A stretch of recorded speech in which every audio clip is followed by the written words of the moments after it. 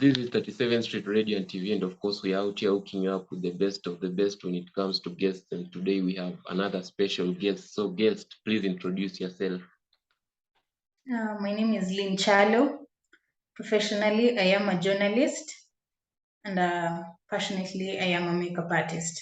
I'm also a content creator. I create some content for YouTube, though I haven't done it in a while, but I still do. So that's who I am. So, how did your journey in journalism start? How did you even find yourself here? My journey in journalism, I would say, from a point of passion, this is something I've wanted ever since I realized myself. Even while growing up, still in primary school, in high school, I knew all I wanted was to be in TV, was to be on TV rather, and do journalism. So even in high school, the clubs I joined, I did journalism club. After high school, I really wanted to join campus and pursue journalism. So I would say I'm here out of passion. This is something I've always wanted to pursue. So once I went to campus, I did a bachelor in journalism and specialized in broadcast, and that's how I found myself here. Yes. Now, right now we are seeing the growth of the social media. And so let's say somebody just wants, if you have a young person right now and they just want an advice from you right now, is it important for someone to go to school? Or if somebody, maybe they have a little investment, they can buy a camera, they can buy a microphone, can they just start doing it and learn on the job? Or you will advise this person to go to school? One thing I would always, all the time, I would advise go to school. Yes, you have the capital to buy a camera, to buy a tripod, whatever it takes, but the skills aren't bought, the skills are taught. You need to go to school, you need to have the papers so that you have a fallback plan in case they don't work. You might go acquire a camera, you go get some small skills here and there, but once you have the papers, you have legit skills. You have been taught what to do with that camera that you're going to purchase with the capital you feel like you have right now. So anyone who wants to pursue these, I would tell them it's okay for you to pursue journalism through school, because journalism is so broad, it's so wide. Journalism, it's not all about cameras. Now, since you have a camera and a tripod, you're creating content online, you're not a journalist, you're a content creator. And there's a difference between a journalist and a content creator. Some of the skills that you need in this industry are taught in schools, they are not bought. So there's a big difference. Not everyone who is creating content can do journalism, or it's because we're seeing some journalism spaces such as radio hosting and all that being filled by people who have not gone to school to study journalism. But still, that doesn't make them journalists. So there's a need for anyone who wants to pursue journalism seriously or professionally. They should go to school, get the papers, get the skills, and then build yourself from there. So that even if you don't get a job and you have enough capital to help you start up something, you can start up something on the side, but you still have these skills that you need to have. You've brought Yes. about, you've talked about something that I also just want to throw that back to you. And it has been a discussion on Twitter. I don't know if you saw it, but Kenyans were just talking about the most useless degree in Kenya is journalism. You study journalism and then they get a comedian, because this comedian has a lot of numbers, they give him a job. So just according to what you have observed in the industry, do you think doing that is doing a disservice to people like even you, who you have taken time to study and polish your craft? I wouldn't call it disservice per se, because for some, as I said, journalism is very wide, and journalism is not about radio hosting. Most of these positions being given to these comedians, as you call them, are hosting specific shows. Probably the show needs numbers, or almost all shows needs numbers. Some shows needs comedy, so they would pick a comedian rather than a journalist. For you to be a journalist, it doesn't mean you're a comedian. And not all journalists can do comedy. Not all journalists can host some specific shows. So they'll pick a comedian to fill up a show, but they'll never pick a comedian to be a sound engineer, to be an editor, to be a producer, to be a director. They'll never pick a comedian to be a news anchor. They only pick a comedian to be a host of a very small or specific radio show that lasts probably an hour. So I feel there's a niche for everyone in this industry. We wouldn't say that journalism degrees are useless, as you say. It helps you in whatever niche that you're in. And as I said, there are very many people who have studied journalism or they have these journalism degrees. But the positions to be filled by these people with these degrees are very minimal, very small, that they cannot be filled by everyone. And some shows, because they need the numbers, they need to get someone who has numbers. Yes, I am a journalist, but I don't have the kind of numbers that these comedians have.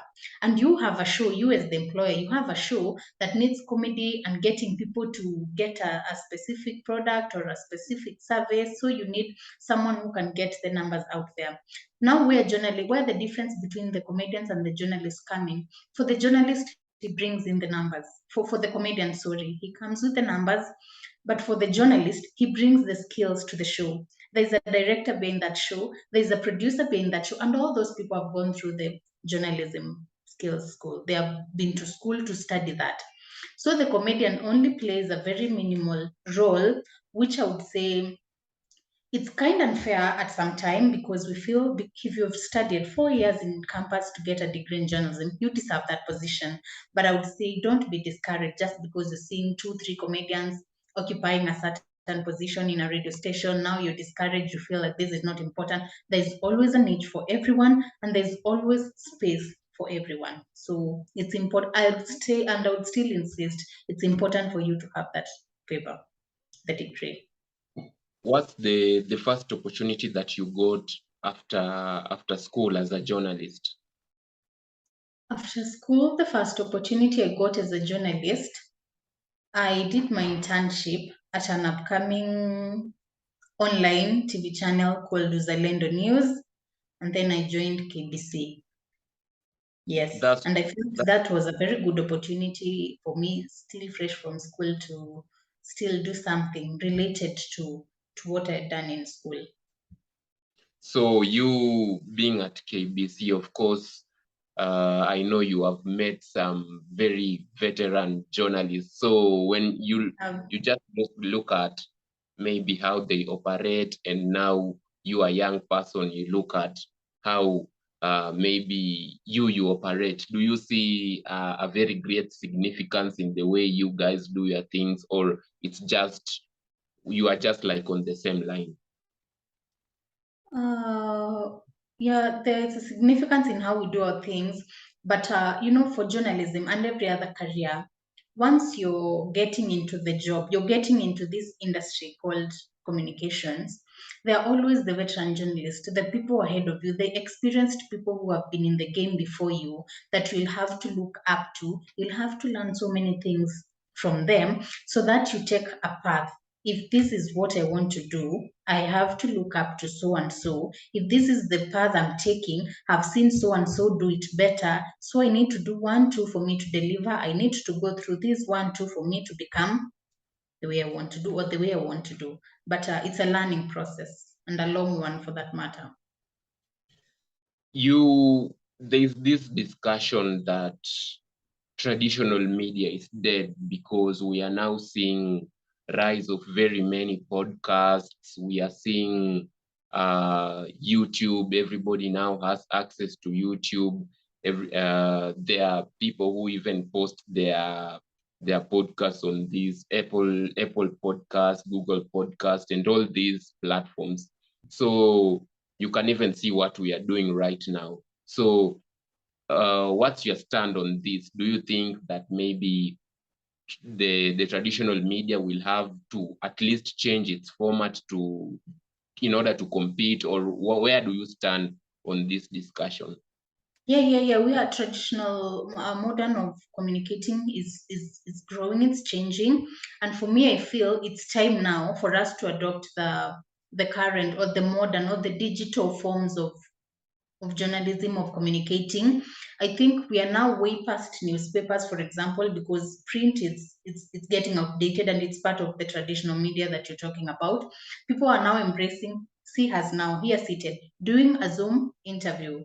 That shows you that things are evolving, things are changing. So I think it's time for all of us or for everyone to now keep up with the pace. If we are upgrading from traditional media to this other media, now people have embraced YouTube, uh, social media, different social media platforms. For you to get news, you don't have to switch on your TV, you don't have to get a newspaper, you just need to get a notification from your phone, you're online and you're reading everything that's happening. So I feel it might not face off completely the traditional media, but with time, that's where we're getting. Slowly by slowly, I think it is time we now need to embrace the new media.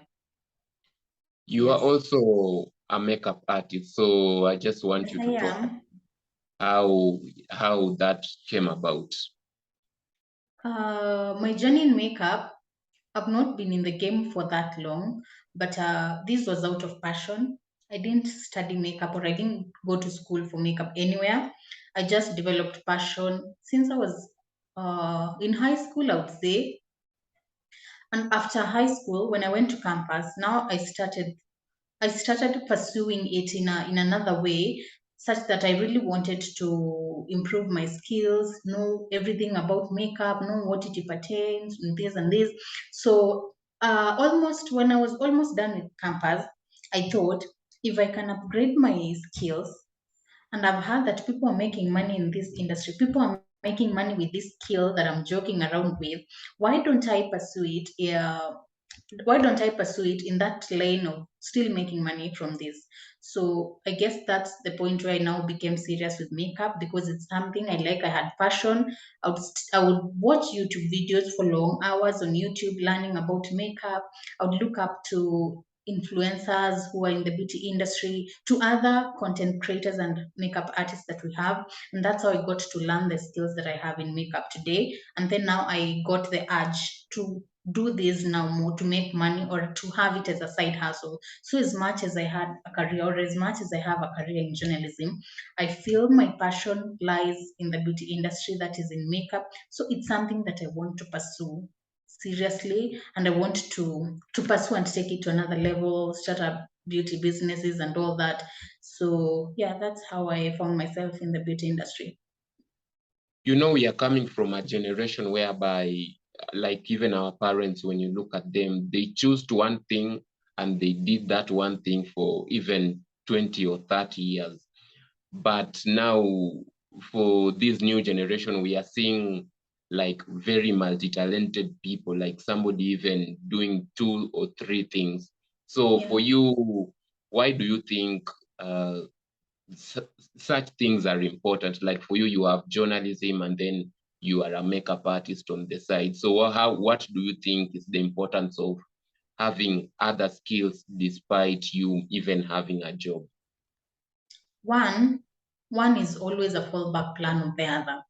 With careers, with jobs, these things are never guaranteed. It's not a guarantee that everyone who has gone to school and studied blah blah blah, you have a degree in this, that you're never going to get a job. And if you get a job, it's not assured that you're gonna maintain or keep that job forever. But having a side hustle elsewhere gives you that financial security that I still can do this. At the same time, I still have this in case one, two, three doesn't work.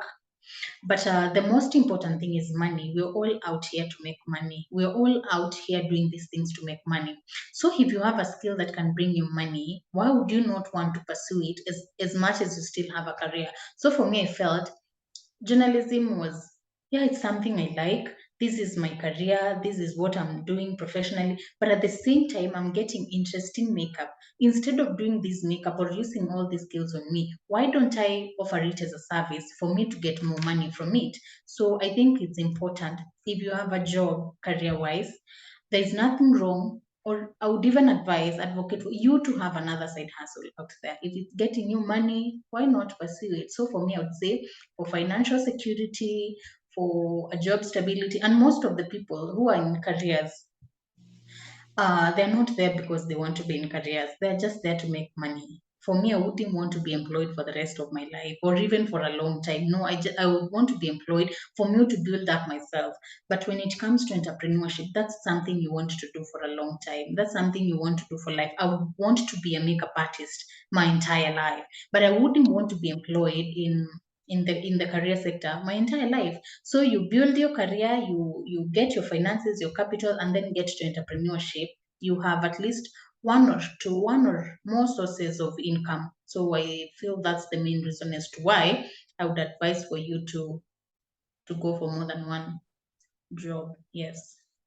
If I can ask you, like, now you just looking at your life, like, where do you picture yourself, like, in the future? You are 40 years, 50 years. Do you see yourself as a journalist, or do you see yourself you will have already branched out and doing and establishing yourself as a business in this line of beauties? Like, where do you see yourself, or you see yourself where there's the money? Let's say you get a better job in journalism, you will follow that. If you make money in this other beauty side, you will go where the money is, or you have something that you really want to die with?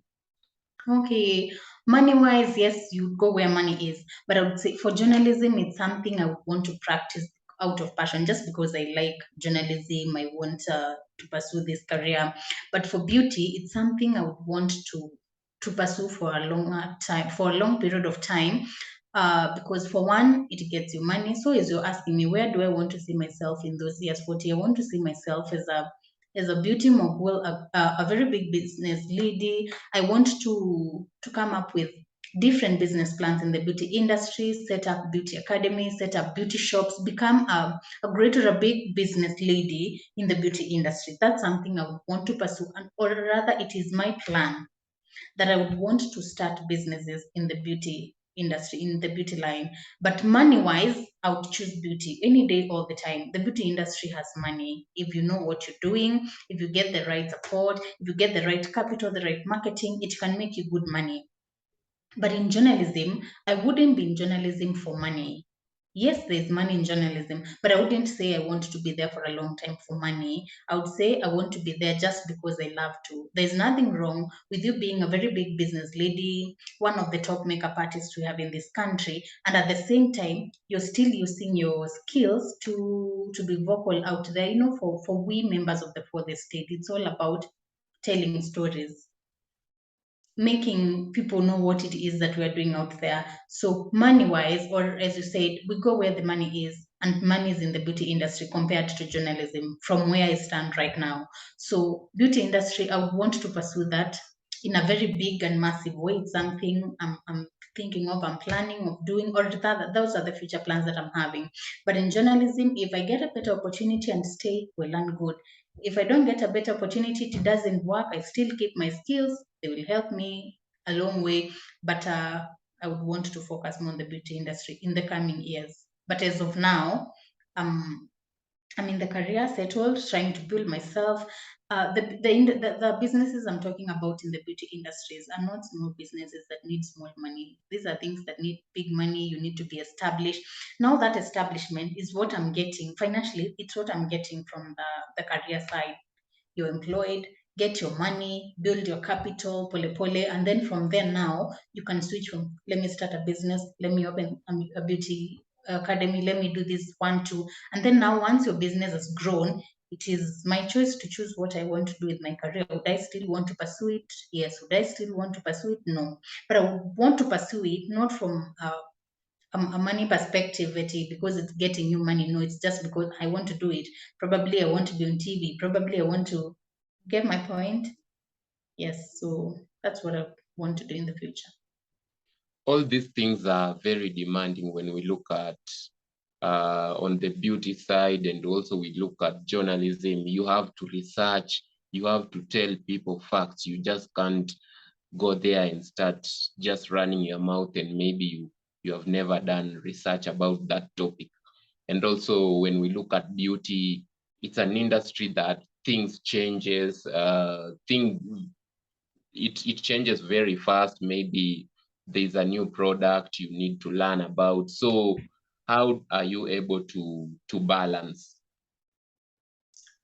How I'm able to balance, one, as you said, journalism is so demanding, and in terms of time, journalism has no the limitations to what time you should be working, which day you should be working. Stories are being told 24 hours, Monday to Sunday, from morning to evening, all the time. So journalism is quite demanding in terms of time, and if you're not careful, you miss out on time to do other things. As for me, I would say you have a career where you're employed. You're expected to be at work at this time. You're expected to work from this day to this day. You have very minimal time to be focusing on your side hustles. You have very minimal time to be growing your other businesses, and especially the beauty industry, which also needs your time. For me, I'm a makeup artist. If I had another business, for example, like selling other things or any other business, you just open a shop and leave the things there, get someone to sell them. But for a makeup artist, it's your skill is needed. You have to be there to offer that service. But again, you also have to be somewhere in a career and in employment telling stories. You don't have enough time for for the for the other business that you're getting. So for me, I would say that's a very big challenge because these both careers are very demanding. You'd see probably you're booked by a client. You can't tell makeup clients when to book you. Someone has an event on Monday, but on Monday you're at work. You're expected to be doing one, two, three. You're going to miss on a client just because you didn't have the time. Secondly, you don't have the time to do marketing. For me, I've even not done the full blown marketing. Like I would say, I've gone full on the marketing because yes, do the marketing, get the clients, and then all the clients you're getting, they fall into your time when you're supposed to be in office working. It's when you're getting clients. So there's a there's a very thin line, or I would say it's very challenging for you to still manage journalism and the same time to be in the beauty industry, especially when you're offering the services. So it needs balance, and that's what I'm still thinking about, how to get this balance, how to come up with a solution to that, so that I make sure that I don't limit the time that I would need in my other business, while still making sure that I'm not going against my employer's wishes of me being at work at a certain time at a certain day. Yes.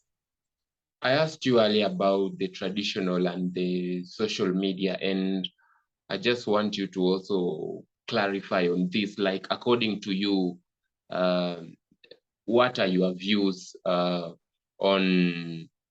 Do you think what are your views on traditional and social media based on?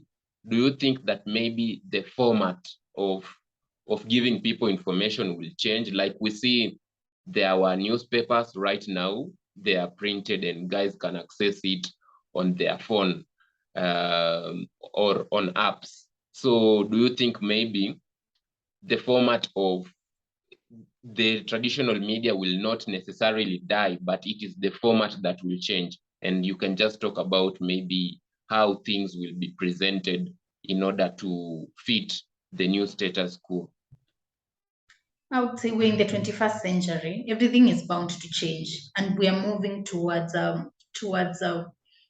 digitalization. To like give an advice to Uh-huh. guys who Yes, I are can stuck. hear you. Ask your question.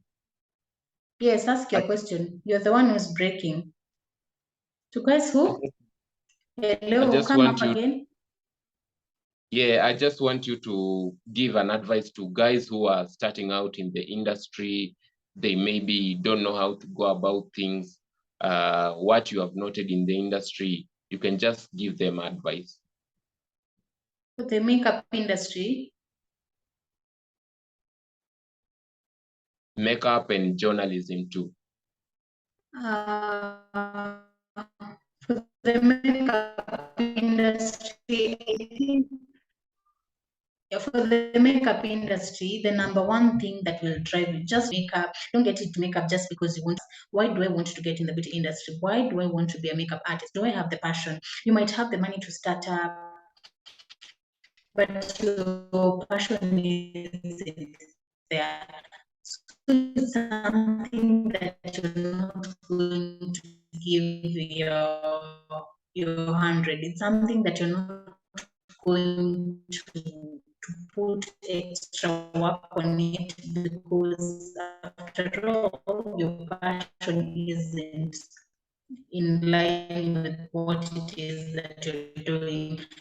So once you have the passion, secondly, look up to people who have been there before industry. For me, when I was studying for someone who I knew, she has done what we have in this country. Her name is Rosina Sharon's YouTube channel. What does she use? What has she done? Follow her on all her social media platforms. What is she doing? When she upgrades, how she's doing things, you get the skill, and then you also incline yourself with someone who has a purpose just like yours. So get the passion, get someone who you're looking up to, and then now venture into the industry with that confidence of, I know I have the skill. With time it will take me here and here. And for the industry, please don't rush into it. Especially setting up things where you don't have enough money. For some of us, like me, I have the skill, yes, but I've still not set up a place. Why? It's because I might not have the right capital I need now. Or if you still get capital, you're getting that very small capital, you end up starting up something that's not worth it. For the beauty industry, it needs you to be careful. You cannot start selling fake products to people. They have health issues. Take your time, get good money, set up something, and then you move from there. For journalism, number one, just go to school. Get into a journalism class, have that paper. It doesn't matter, it's a certificate, it's a diploma, it's a degree. Get that paper. And we have veteran journalists. We have people who have been in the communication industry. Look up to those people, and then through experience. For journalism, it's experience. Tell those stories oftenly, do things oftenly, and then with enough experience, I think you'll be able to go in terms of journalism. You can be a very good journalist with that. So that's the advice I would give to anyone who wants to join the industry, both beauty and communications. Thank you so much for giving me your time. I wish you all the best. Thank you very much for considering me for this interview. I appreciate. When is the video going up?